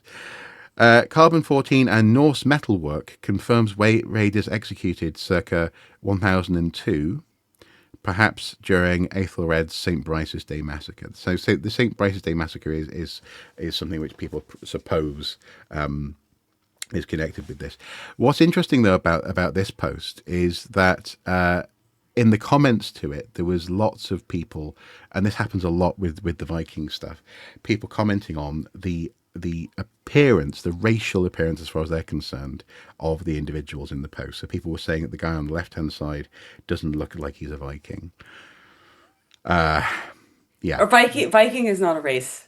No. But Viking was a group of people who did a thing. Yeah. So for the St. Brice's Day massacre, people commented below. They also discovered that all of them were decapitated from the front and not the neck, symbolizing that they wanted to face the decapitator. They had their faces cut off? No. I think he's saying that basically they chopped not from the front and not the neck. I think he's saying the neck from the front. So the idea is they wanted to face the oncoming axe instead of being, the equivalent of being blindfolded for a shooting squad or whatever. Someone then commented below that, maybe they knew you have to die to live. Only a fool is not afraid of death. That's fair, I think. 4 of them were my ancestors, says someone. 1 of them had teeth filed, as mentioned above. There is no end to what loonies do, someone commented. Oh my goodness. But the reason why I screen kept this, and also I've blurred their names, is... I can still see that they're all dude bros. Some of them are, yeah, I think they are, yeah. They're all going to the same gym that Viking lady was going to. On a lot of... on a lot of these posts, you get a lot of inflated pride. You do get people who passionately want to associate themselves with these images, and this is, I think, is probably the most manipulative aspect of this idea of these images being, as I say, somehow empowering. Is that they're feeding self-generated mythologies, I think. But that's what Gen AI is meant to do. It's an echo chamber. It's meant to feed your own biases back to you because you're the one who's doing the searching. Yeah. Okay. Which I suppose is arguably precisely the mega point that's at the root of all of our frustration here, is that that's not what history is doing or should do for you. It shouldn't feed back to you just what you want to know or what you want to think or feel. Or what you You're telling me Graham Hancock is wrong, Mark? Well, no, but what I'm saying is, You're telling me Keanu Reeves was wrong? I'm saying I, every day, am wrong about things until I am corrected. Ask me. Yeah. That's what I mean. You always send me notes. Go ask you. What'd you ask me about the other day? The relationship between cartridge and card, etc. I Yeah. think. Yeah. Card and carton. Was it? I think, Oh yeah. yes. Yeah. But that's precisely it, isn't it? Is that we develop as historians, as archaeologists, as linguists, as people who study folklore and mythology, a habit of enjoying learning something new. And in order to learn something new, you have to have been wrong. Or at the very least, you have to have not known something previously. And yet, none of this imagery is designed to show you something that you didn't previously think you already knew. Which I think is at the like I say, at the very root of why this stuff is frustrating. The next one is one that you also asked about. This is from I History had Club. no idea. Yeah, Viking History Club. A lone Viking warrior defended a narrow wooden bridge against an enemy army. Armed with a massive axe, Vikings do it with big choppers, as my friend once said. Tut tut. But not double-headed choppers. Not double. Yes, we'll come back. We'll come back to that. This berserker allegedly held off the entire English force, allowing the Vikings time to regroup. His stand ended when an English soldier reportedly speared him from beneath the bridge. This is referencing the Battle of Stamford Bridge in Yorkshire, I think, and I can't remember which Yorkshire it is now. I think it's west. No, it might be east. Doesn't matter. Don't quote me. It's in one of the Yorkshires, and When you stab, it goes A up. But this is true. But yeah, suppose this is a story from that time. It's the build-up in 1066 to the invasion of William the Conqueror. Harold's army is running up and down the country, and they defeat Harold Hardrada in the north, and Stamford Bridge was crucial to that loss. It's a good story. It's counted as sort of being somewhat historic. It's certainly sort of folklore history, especially if you go to Stamford Bridge. It sounds invented. Yeah, I think it is invented. But also as well, again, it's one of those things that were floating around, especially at the Jorvik Viking Centre. People loved it. This is the one that I commented on. I think Mark had an aneurysm looking at this, because he sent me this one about 4 times. I mean, first of all, double-headed axe. Oh no, absolutely not. I think it's a shovel. Oh, is it a bent shovel? Okay. Yeah, I think it's a shovel that's sort of going away. I think he's scooping water. I mean, there is. I think maybe because the prompt that the person typed. First of all, like they have like Versailles on the side, and then they've got Notre Dame there. I think the person typed Vikings in France, in maybe because I know there's a Frankish double-headed axe, but there's no Viking one. No. And obviously Notre Dame began in 1163 under Bishop Maurice de Sully, and Vikings. This is, I don't know. I just don't know what this is. A Viking never saw Notre Dame like that. Also, Notre Dame did not have the central spire until the 19th century, I think. Very late, yeah. Or looking like that. The building on the left-hand side looked like something from generously the 17th century, I think. In terms that looks like Versailles. Yeah. With what looked like street lamps. You could say they're gas lit, possibly. I don't know. What do you mean? The Vikings gave them electricity, Mark. Yes, they did. Yeah. Viking contribution to the world was electricity. It was. They did it with the sunstone, don't you know? Yes, they did, exactly. The text says, in Paris in 845, so again, none of this stuff is there in 845, monks prayed. Ragnar's fleet churned upriver, then stopped dead. Charles the Bald had stretched a massive iron chain across the Petit Pont. Tidal surge pinned dragon prows like fish on a line until a single berserker, it's always a berserker, So it's always one. it's always a berserker, waist deep in April meltwater, hacked through the links, and Viking diaries, they kept... Viking Diaries never Viking mentioned Diaries. him, then how do you know Yeah.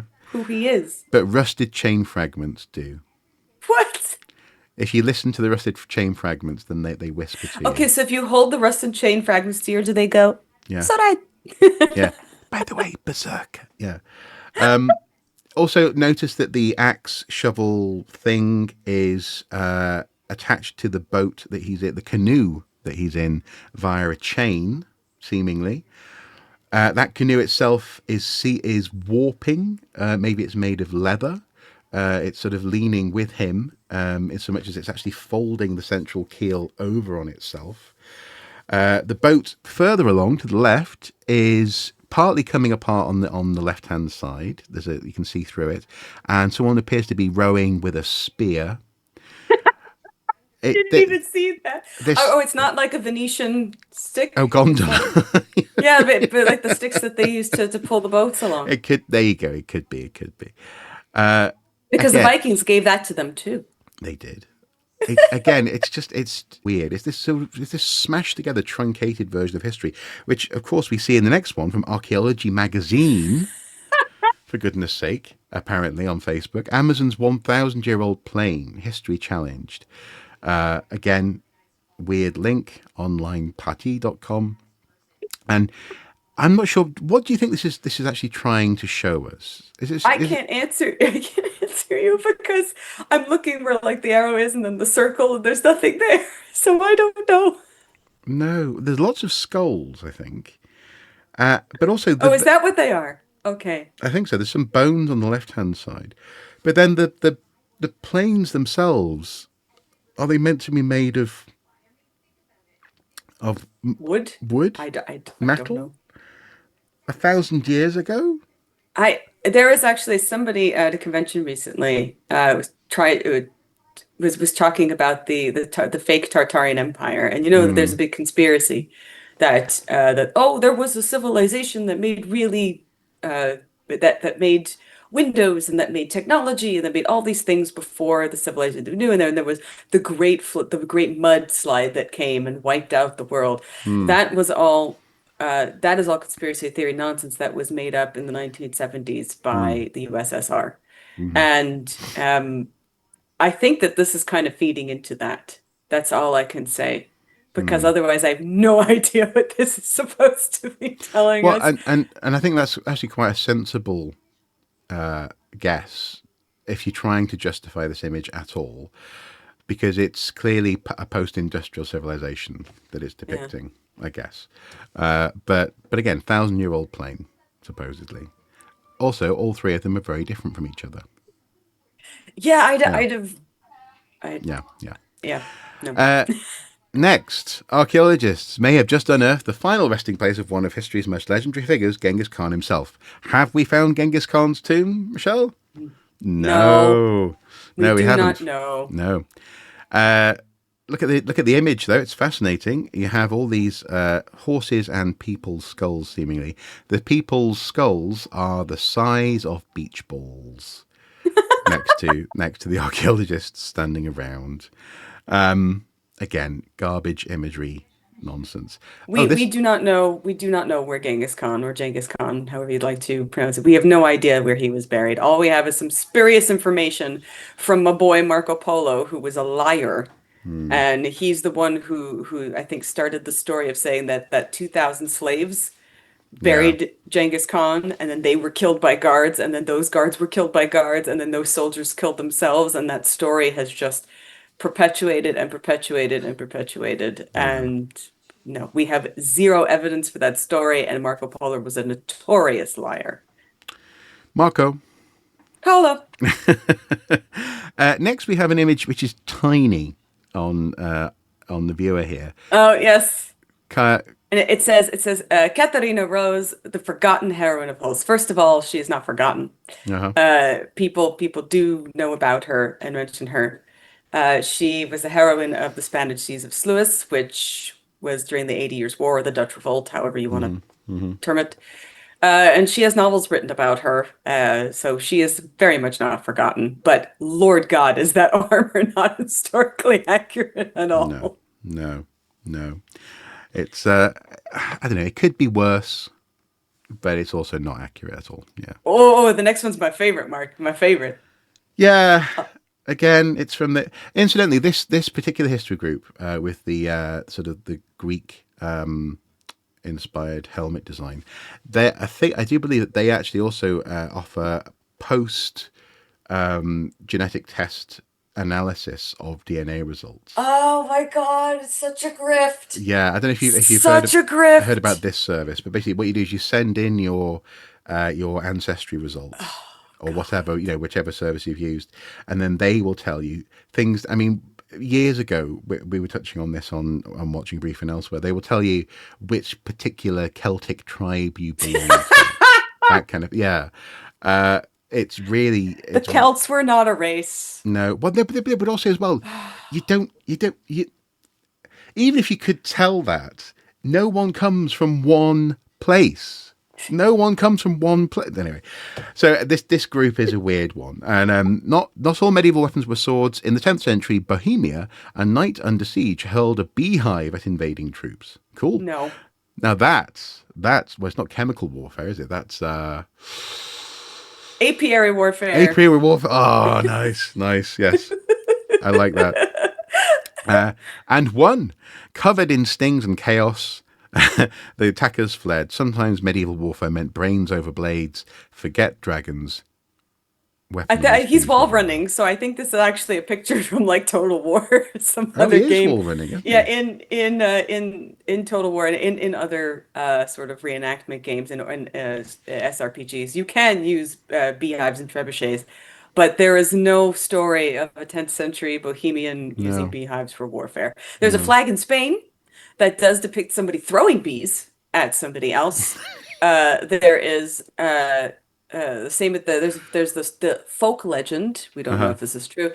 Siege of Chester. The fragmentary annals of Ireland do talk about Saxons threw bees at Vikings, but there's no evidence for this. I don't know where they come up with this 10th century Bohemia thing. I really think it's because somebody played Total War and went, "This seems like it's real." Click. Or I suppose Kingdom Come Deliverance is set in Bohemia. Yeah. You know what though? It's actually not too bad in terms of historical accuracy. It's pretty good. It's pretty good. Yeah. So and you cannot throw bees. You can't throw bees. The other day I saw someone on YouTube who made a 3D printed gun that supposedly could yeet a bee. So just individual bees. How would you get them in there? Why would you do that? I mean, it's so just gross animal cruelty. Yeah. No, what was this? The next one that you shared? I'm not sure. This is one that came to me, and you'll see. I saw this story. This is one that was shared on the medieval history page, and I was quite shocked about it because it showed up several times. First as a man holding 2 loaves of bread, which was fake because he was wearing fake armor. Then as this picture, and it's always accompanied by the same stupid story stating that a Portuguese noblewoman, when they were under siege from Spain, she claimed that the Spanish people very politely knocked and said, "Oh, excuse me, would you please give up your town?" And so the Portuguese lady said, "Oh no, we couldn't possibly." And so she said, "Oh, but you wouldn't like it anyway because all we have left are 2 loaves of bread." And so the story is that the Spanish people took the 2 loaves of bread and they left. Okay. There is, and so this is Gilaju, I think is the woman's name. She did not save Portugal with 2 loaves of bread. And there may have been a siege, and there may have been something that happened. But this story of a town that gets saved with 2 loaves of bread is a story that's retold and retold throughout history. The early one comes from ancient Greece. Right. So this is something, there's a legend, there's a similar legend from Italy. It is a folk legend that is perpetuated, but it never happened. Okay, that's interesting. But again, very familiar looking sort of medias res, sort of momentary almost like a photograph generation of a person. As opposed to a painting even. So I think we're getting towards the end of our selection and collection here, and here we have an interesting one that I thought you might find interesting. Common phrases like "chop chop" and "no can do" are not modern slang. That is actually correct. They are not modern slang. 19th century sailor speak from the docks of China, born. Well, at least I know the earliest mention of some is in the 1830s. I don't really know if they're sailor speak. First of all, that picture, which is, I know Mark is going to complain about that picture because that is not 19th century. Do you know what's in the background there? Is that London? It's the Millennium Dome, I think. Were they filming a movie? Is that where this picture came from? It looks like this. Actually, this image looks like it came from a movie. It that they could were be a filming photo, in the day. actually. Yeah. Interesting, but anyway, it's a garbage image attached to. You were saying anyway, so not necessarily as a pigeon. Yes, then? so not necessarily a sailor speak, but it is pigeon. We talked pigeon. a lot on my channel about pigeon is business language. It comes from the Chinese words. And it's a language that has really no grammatical structure, but it's made by two people who come together who don't speak each other's language or speak languages from different family groups. And they use the words that they can to communicate without any kind of grammatical structure. This is how languages like Creoles are born. Okay. And so chop chop and no can do are part of this pigeon language. You'll hear a lot of BuzzFeed articles going, these things are racist. They were not racist originally. Pigeon languages were just formed from business, and they wanted to do things like that. Obviously, in the States in the 1950s and 60s, yes, they became more racist slanted. But in general, nobody says them anymore. They've fallen out of favor. And but they're maybe not from sailors, but certainly from two people who were looking to trade. Yes. Yeah. So, funnily enough, not the worst offender from the history. Sadly. Yeah. I mean, the picture is horrendous, and as you say, it's London in the background. This is. I mean, if obviously it's not London, it looks an awful lot like the Millennium Dome back there, but definitely modern cranes and the dockyard there. If not the spires of the Millennium Dome. Next, we have Chris Hemsworth. Yes, why is he? This is a Facebook group called The Historian's Den. Good morning, everyone. That should stir a few hearts and minds. By 1921, 1 in 4 people lived under British rule. The British Empire was the largest in history, 6 times larger than the Roman Empire, covering nearly 1/4 of the world. Okay, so when context? Yeah. What is this actually referencing? Is it talking about people? Is it talking about population? Is it talking about land mass? People did, even though the British Empire was large, people didn't really live under British rule. They didn't have to pay to do much to the Queen. There were certain people who did and certain people who didn't. 1913, I think there were about 400 million people in the British Empire. The height was around 1920, when about 26% of the world was, but that's only talking about landmass. That's not talking about population. So I don't know where they come up with this statistic. Again, it's important to ask the detailed questions. Are we talking about landmass, population? And apparently Chris Hemsworth fights for England. That is definitely Chris Hemsworth, isn't it? Yes. Also, the Union flag is, I think, incorrect at this point, possibly. I believe. I don't think they had Jack at this point. Well, I don't think that the Union Jack included Saint. I forgot which one it is. The Northern Irish Cross, anyway. The red X aspect. Just going to go back to some details here. At his side appears to be a malformed sword gun thing. I'm not sure what that is. Can you? No. It looks like a Final Fantasy gun sword. Oh yeah, but tiny. That's all I have to say. Yeah. The mess to the left-hand side, it's hard to say what's going on there. I don't know if it was that's meant to depict. Maybe it's a ship that's been blown apart and he's sort of standing on there victorious. It's invoking the age of piracy, I suppose, but talking about the 1920s. I guess we can say. To answer your question, Mark, the current Union flag was 1801. Yeah, exactly. I couldn't remember the exact year. Yeah. So this is the wrong flag. It's Yep. I think it's also the wrong colours, actually. I think that blue's too dark. But anyway. Next. I mean, if Chris Hemsworth wants to, play Nelson, and technically that outfit wouldn't fit for him. he's played Thor having lost an eye in Marvel. So, I mean, I see no ships is the next logical step. Oh! Yeah.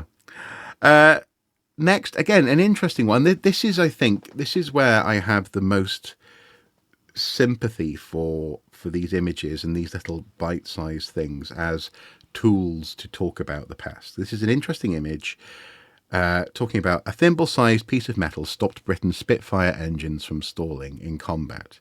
Engineer Beatrice Schilling designed the simple fix in 1940, saving countless pilots and giving the RAF a fighting chance in the Battle of Britain. Interesting. Except that's not what Miss Schilling looked like. Not remotely what she looked like. And they forgot the real name for her invention, which was Miss Schilling's orifice. Really interesting. Okay. Yes. Yeah. Yes. Yeah. It was I don't know that it was thimble sized, but it was something that she invented, created to counter engine cutouts that were for negative G maneuvers, specifically for the Spitfire. But that's all. But they also called it Tilly's orifice, which I love it. So good. But she did not look like that. No, she didn't. Obviously, I'll put on screen what she did look like. But also, as well, she had she looked much more adventurous than also how she's depicted here. Which is the thing. In lots of the photos of her, she looks, frankly, like someone who you'd expect to be fixing aeroplanes. Towards the end now, we come to a whole series of images that are fascinating. This is a selection of images that are. This is actually a screen grab from the History Channel website initially.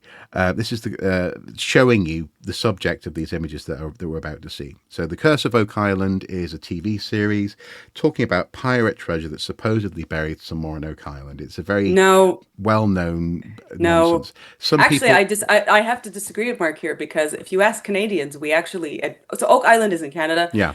But if you ask Canadians, many people here don't know, because it's completely nonsense, and it was made up. It is a made-up 18th century story that we do not know about. Some people think that it's treasure that's meant to be from King Solomon's mines. Some people think it's treasure that's meant to be possibly from Templars via King Solomon's mines. Sorry, King Solomon's mines via Templars. Other people suggested it's pirate treasure. And out of that, again, as ArchaeoSoup on Facebook, not as a person, but rather as a page, I'm constantly recommended this stuff.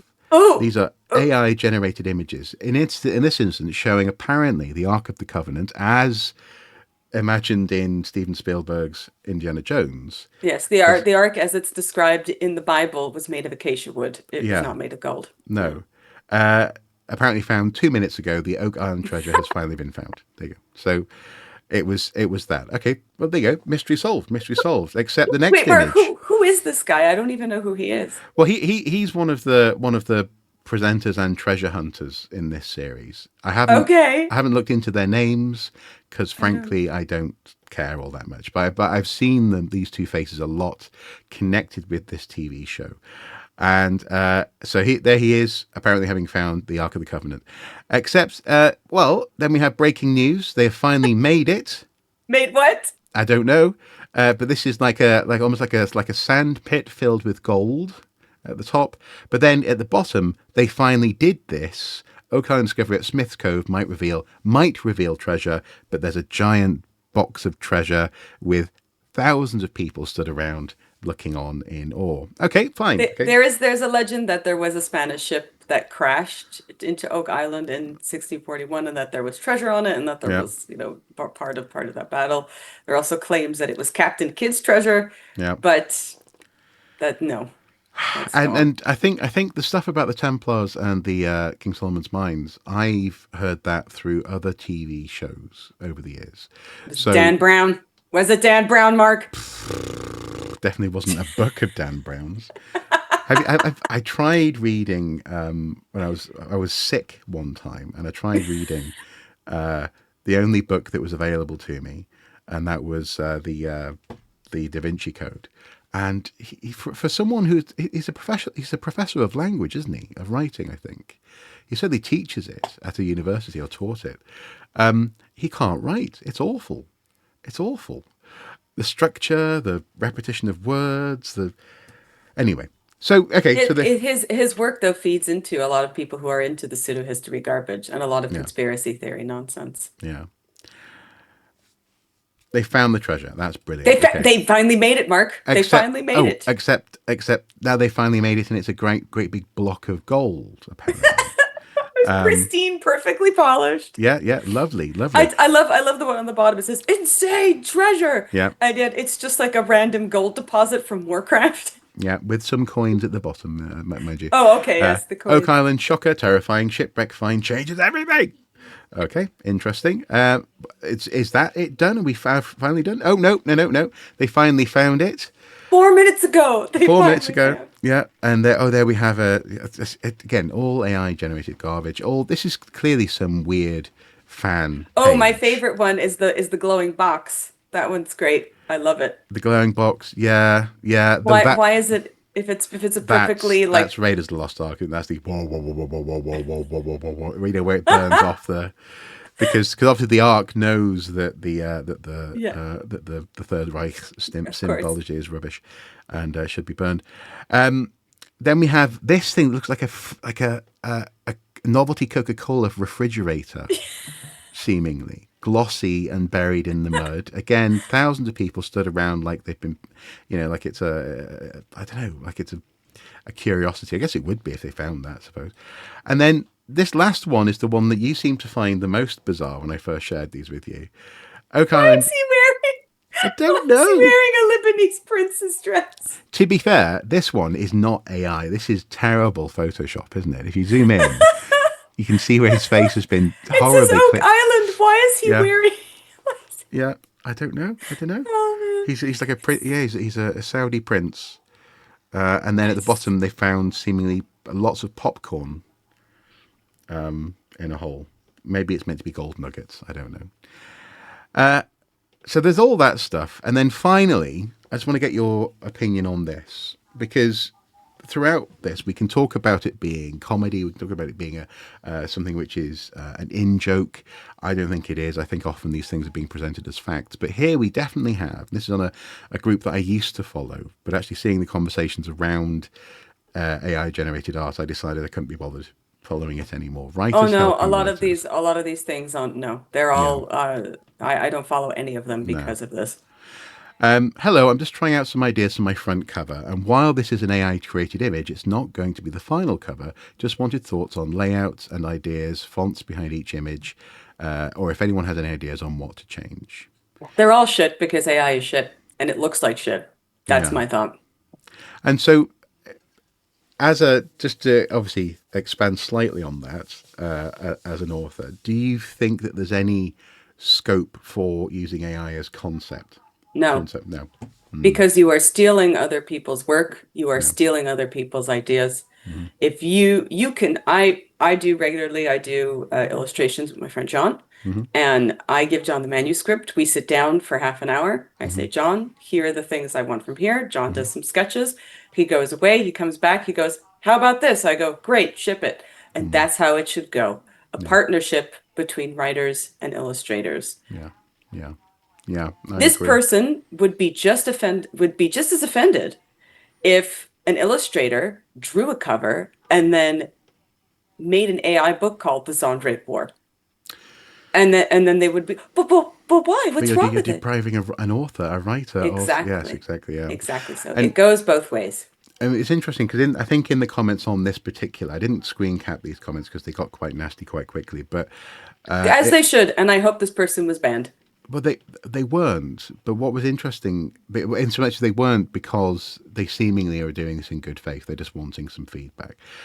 But what's I read those comments. It was not in good faith. Okay, okay. But what's interesting is that, His whole thing was, I don't have to pay, I can't afford to pay an illustrator, so I'm just going to make this as my cover. Yeah, yeah, And that yeah. is absolutely never an excuse, because there are plenty of indie illustrators who will work pro bono. You have to talk to them and you have to ask, or you know what you do? Here, this is what you do. You go, hello. I am a poor author. I need just one cover image, one cover image. This is my budget. Can anybody do this within this budget? And they will definitely get people to answer you. yeah, yeah. That's it. I mean, heck, Fiverr. You know, there are people who Absolutely, yeah, yeah, 100%. Yeah. and that's a real person doing the work. Yes. But crucially, in the comments below this, seemingly another writer in the group, said when someone was saying AI garbage, never use AI, it's theft. AI, AI is wrong. It is. Yeah. They had this person responding to them saying, AI is a tool. AI is the way of the future. Get with the times or get left behind. Oh, you'll hear a lot of AI bros say Yeah. that. Well, they're like, "Oh, this is the future." So, for example, on one of the writers groups that I do follow, somebody was saying, this writer named Benji, who is a very good writer. He said he was extremely disappointed. He found out that one of his friends, and now in air quotes, published a book and put it up on a site, and he was curious because his friend never expressed interest writing. His friend also never read his books. No. And he obviously discovered that the entire thing had been done with AI from cover to cover, art and writing. And he was absolutely sickened by it. You know, here you have the whole point of artistic expression, regardless of whether it be writing or painting or illustration or filmmaking. The whole point of artistic expression is to express the human experience and your own perspectives on things. And if you're not going to do that, then just don't do it. There's no point. Why would you do it? Yeah, yeah. For example, I'm in the process of getting back into hand drawing. So I've been doing painting for a while. I got back into painting several years ago. I've been doing digital art for a long time now, not least in the course of editing Archaeosoup stuff. But I'm trying to retrain my hand for simple sketches, something I used to be very good at, but I just didn't practice for years and years. And as you say, there's something about it's a communication of a perspective. It's a communication of something that, you could be twee and say only you can do what you can. And yeah, this is true, but That is true, though. As kitsch as it Yeah, is, yeah. only you can do the way you can do. Yeah, You hear yeah. people saying, "Oh, I wish I could write like Jane Austen. I wish I could draw like my favorite comic book artist."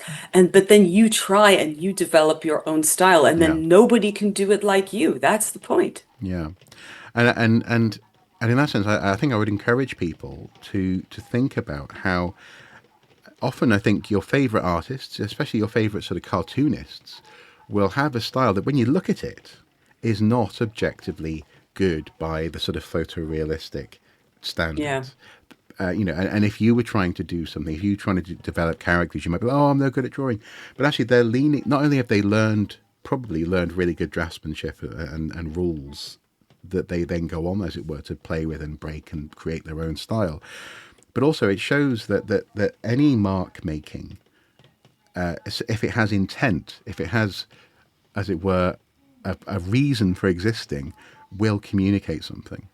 And I think often it boils down to how people judge their own work, as opposed to just wanting to cut corners in that sense. Yeah. I sort of feel that a lot of people who feel that they need AI generative art to in order to be able to express themselves have no confidence in their own abilities. Have no ability, period. Well, possibly, but They haven't put time into the ability. Yes. So there was a famous streamer recently who decided to say, you know what? I'm going to learn how to draw. Yeah. And within 10 sessions, he figured it out. Yeah. Obviously, not to make any kind of comprehensive personal style. Yeah. But his whole point was, see, It just takes time. Anybody can do it. It just takes time. Yeah. And he purposely documented this to Yeah. show how he felt this sense of accomplishment, and he was proud of himself, and everybody was proud of him for actually doing it. And his response was, it's not that it's too hard. It's that you're lazy and you're trash. Because if he can do it, somebody who started from stick figures from zero, Yeah. Yeah. you can do it too. Exactly. Yeah. And I think I would encourage people to do that. And so in closing, when it comes to the stuff we've been looking at today, it's great that people are hungry to learn. But I am, for the moment, I'm not being apocalyptic on this, but I am for the moment deeply concerned about the unchecked torrent of this stuff that's flooding social media. And so many people, as I say, statistically, most people, unfortunately, aren't equipped with the skepticism, or even just the time. If you're busy, you don't have the time to do the research that for example, might be required to look at some of these history facts. But none of this is or should be a replacement for actual expertise. And yet, unfortunately, social media, in particular Facebook, doesn't seem to understand or respect that. And I'm not sure where we go from there, from here, as it were. I posted something yesterday that the Google AI came up with. Somebody sent it to me. I did not search it because I actually have plugins that remove Google AI from the summary, that remove it from all of my Firefox and such. Mm-hmm. And it looked real up until the last sentence. I think I sent it to you, Mark, as well. Mm-hmm. I will just scroll down and read it as the ending quotation. Mark, you will edit this. Okay. There we go. So, okay. So it says, if a Roman citizen died without a legal heir, their estate, including debts, would first pass to their heir sui heredis, children in their father's power, if any existed. If there were no sui heredis, the estate would then go to the nearest agnates, the male relatives through the male line. If there were no agnates, the estate might pass through the deceased clan's gens. Though this was more relevant in early Roman law. However, the praetor, a Roman magistrate, would also allow emancipated children and cognates, relatives through the female line, to inherit, innovating on strict legal rules. Ultimately, if no legal heirs could be found, the state, or in some regions, the duchies of Lancaster or Cornwall, might inherit the property.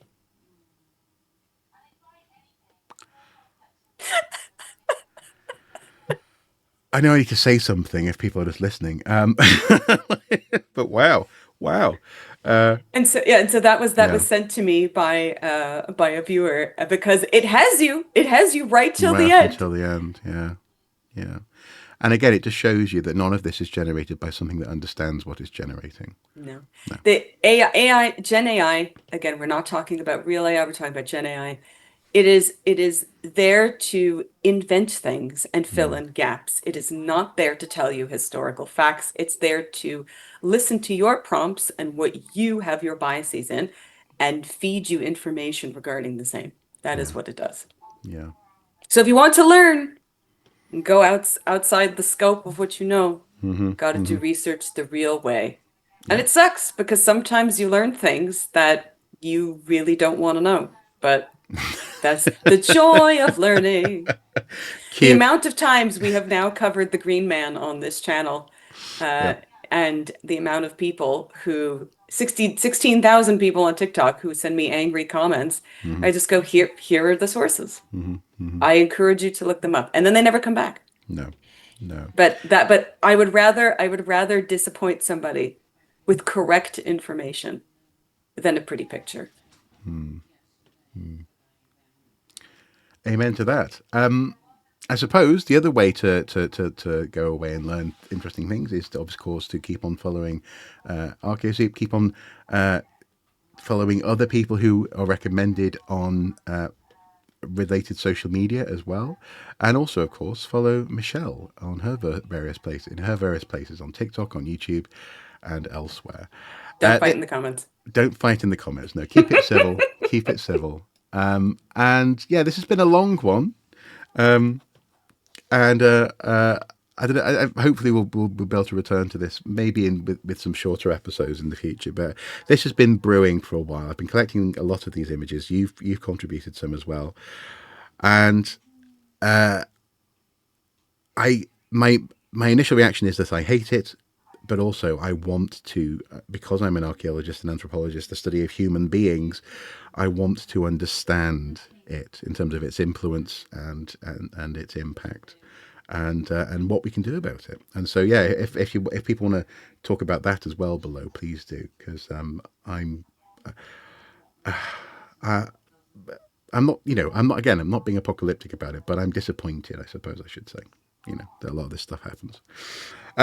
Until next time, though, do take care. Thanks for watching. Bye-bye.